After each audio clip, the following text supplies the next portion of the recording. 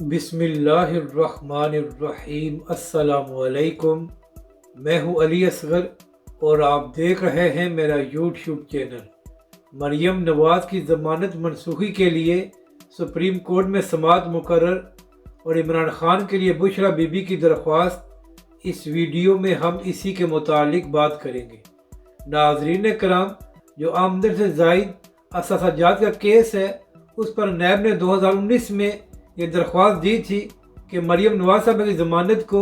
منسوخ کیا جائے، اور ناظرین کرام، اب 4 سال بعد نیب کی اس درخواست پر پہلی سماعت ہونے جا رہی ہے، اور خبر یہ ہے کہ شاید 22 اگست کو نیب کی اس درخواست پر پہلی سماعت ہوگی۔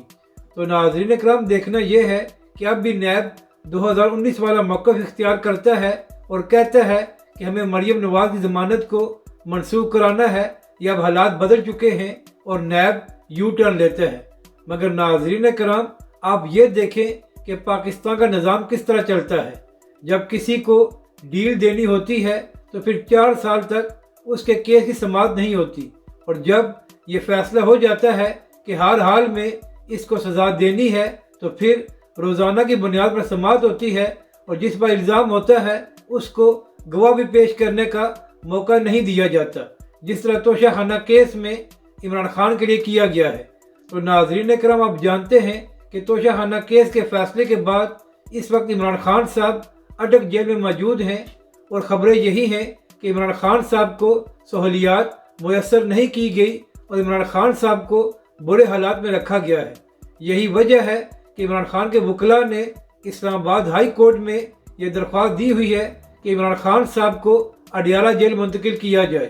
اور ناظرین کرام، بڑے بڑے صحافی اور تجزیہ کار یہ بات کر چکے ہیں کہ عمران خان صاحب کو سیکیورٹی کا بہانہ بنا کر اٹک جیل میں اس لیے رکھا گیا ہے تاکہ عمران خان صاحب کو اڈیالہ جیل میں سہولیات فراہم نہ کی جائیں۔ تو ناظرین کرام، اسی حوالے سے اب ایک اور خبر سامنے آئی ہے، اور عمران خان صاحب کی اہلیہ بشرا بی بی صاحبہ نے بھی ایک درخواست دی ہے۔ بشرا بی بی نے کہا ہے کہ عمران خان صاحب پاکستان کی کرکٹ ٹیم کے سابق کپتان ہیں، اور اس کے ساتھ ساتھ عمران خان صاحب ایکس پرائم منسٹر ہیں، تو لہٰذا خان صاحب کو جیل میں بہتر کلاس دی جائے۔ تو ناظرین کرام، اب دیکھنا یہ ہے کہ بشرا بی بی نے جو درخواست پنجاب کی وزارت داخلہ کو دی ہے، اس کے بعد کیا فیصلہ کیا جاتا ہے، اور آیا اسلام آباد ہائی کورٹ عمران خان صاحب کو اٹک سے اڈیالہ جیل منتقل کرتا ہے، یا بھی عمران خان صاحب کو مزید کچھ دن کے لیے اٹک جیل ہی رکھا جائے گا۔ مگر ناظرین کرام،